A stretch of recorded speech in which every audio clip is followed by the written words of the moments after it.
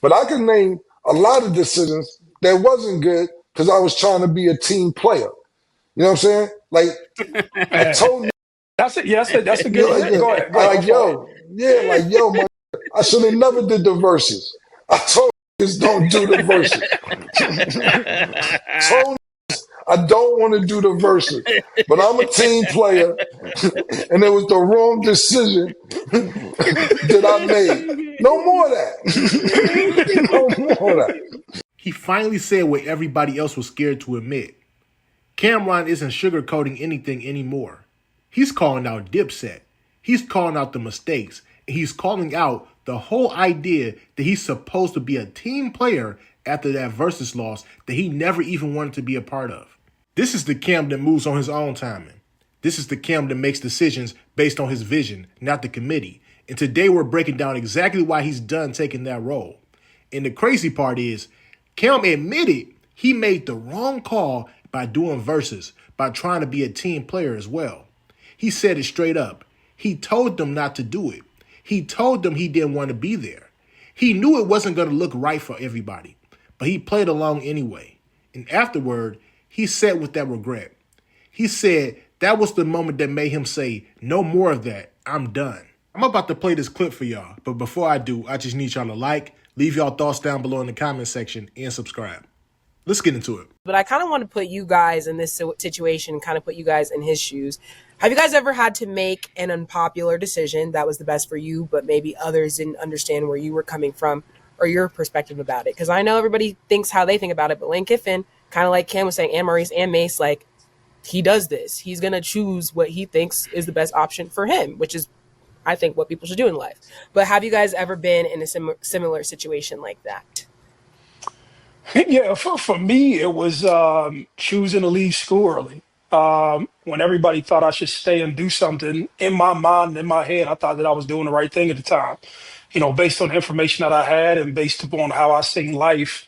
And no matter what everybody told me, it just wasn't making sense. You know what I'm saying? So that's why, on some level, I empathize with him because, like, sometimes when you just function at a certain level of consciousness, no matter what somebody says to you, and no matter how it looks, you justify in your head why you want to make the decisions that you make. Maybe unpopular, may work out, may not work out, but in some regard, if you've been down that road before, you'd be like, okay, I've done this before. So it was me and leaving school early, no matter how crazy it sounded to everybody else. Like based on how I was living and seeing the world at the time, that was my answer for the question. Yeah, to my answer, I feel like that's been my whole life. Everything I've ever done, I think has been that way. So I do understand. That's why I said I understand. This is where society is. Like sometimes you just see things before they happen, and you want to be on the right side of history. Especially if you see something and you know it's going that way, you definitely want to make the decision that puts you in the right position for the future. So I definitely understand that. It's just when I heard Cam talk about it, if this is what he's always done, then they had no right to expect anything different because this is what's always been the case. You know what you're getting. It's like getting mad that Kim Kardashian moves on or somebody like that. You know this is what's gonna happen, bro. This She's is not what you there do. for that. I love her statement when she said, "You think I just came this far, pause to come this far? That was crazy." I say, why didn't I think of that? That was a crazy bar. I ain't just come this far to come this far. Yeah, listen. I can't think enough in the top of my head, but absolutely, 100%. You know, you've been doing this 30 years, so you have to make decisions that's best for yourself. But I can name a lot of decisions that wasn't good because I was trying to be a team player. You know what I'm saying? Like I Man, told niggas, that's it. Yeah, that's a you good. know, like Yeah, go ahead. Go I ahead. My like fault. my nigga, I should have never did the verses. I told niggas don't do the verses. Told niggas I don't want to do the verses, but I'm a team player, and it was the wrong decision that I made. No more of that. No more of that. Yeah, No more of that. So yo, yeah, yo, yeah. yo, killer. When I was What's up? watching the verses, the only thing I kept thinking, I was like, yo, if you would have done the takeover after Kiss did Who Shot You, It would have went. Man, It would have been a different day, killer. fam, I had a whole freestyle ready and all that, but nigga, listen, man, it's crazy, man. But yeah, I try to be team players a lot of times, and that's the first thing that came to my brain when you said wrong decisions. It's the wrong decision. That versus battle didn't break Dipset. It exposed everything they were scared to admit. Look, after hearing Cameron really walk us through how everything played out, the whole versus situation hits a little bit differently. And to keep it 100, I don't look at this as a mistake. I look at it as a moment where legacy meant more than structure. And sometimes in hip-hop, that's the only way history gets made. Because when you step back and look at it from a business perspective, it's actually pretty crazy.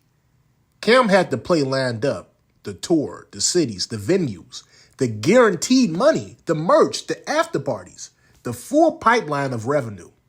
And then Verzuz shows up, loud, exciting, cultural, but nowhere near the financial upside of that tour he already had planned.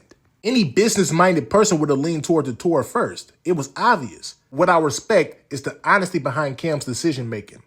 He wasn't protecting ego. He wasn't scared. He was thinking like a leader.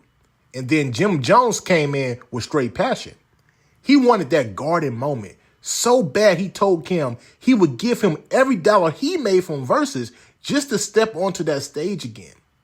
Now that right there is loyalty. That's heart. That's brotherhood. And when somebody puts that kind of emotion behind a moment, money steps aside. And that's also where this situation becomes bigger than the performance itself. Because the truth is this. Dipset missed out on a multi-million-dollar tour because of how crazy that Verzuz night looked to promoters. That's the part everybody forgets. That's the part that matters in the business world. Promoters don't gamble. They don't like uncertainty. And once the energy of the battle looked very unpredictable, cities started backing out. We're talking about Chicago, Milwaukee, St. Louis, one by one, and the tour collapsed before it even began. But I'm not blaming anybody here. I'm not taking sides. I'm not saying who was wrong or who was right. Because honestly, both perspectives are pretty valid. Cam was protecting the financial play.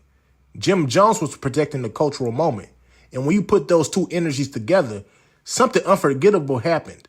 And as a fan, I can't be mad at that. Sometimes moments cost money. Sometimes the memory is worth more than the margin. And sometimes the culture wins even when the business loses. Look at how people still talk about that night. Look at how many artists started rehearsing differently after watching the Locks turn a performance into a masterclass. Look at how the internet exploded. That night changed the standard for live rap battles. It raised the bar for stage presence. It made artists rethink their catalogs. Money can't buy that kind of impact on the culture. And what I really like is that Cam didn't come in here bitter either. He didn't drag anybody. He didn't point fingers. He kept it positive. He kept it honest. He took responsibility for his own actions. He gave credit to the Locks where credit was due. And that's real leadership. That's growth. And that's experience talking. At the end of the day, Dipset will always be legendary. Not because everything went perfect, but because they've given the culture moments that last. Moments that outlive the checks. Moments that people still argue about years later. And when you're really in the game and you really care about the culture, that kind of impact matters more than anything. So let me ask y'all this. Do you think Dipset made the right move choosing the Verzuz moment over the guaranteed tour money? And if the Verzuz never happened at all, do you think that Dipset tour would have hit that full $3 to $4 million potential Cam was negotiating? Let me know your thoughts down below in the comment section. And make sure you like and subscribe. Peace.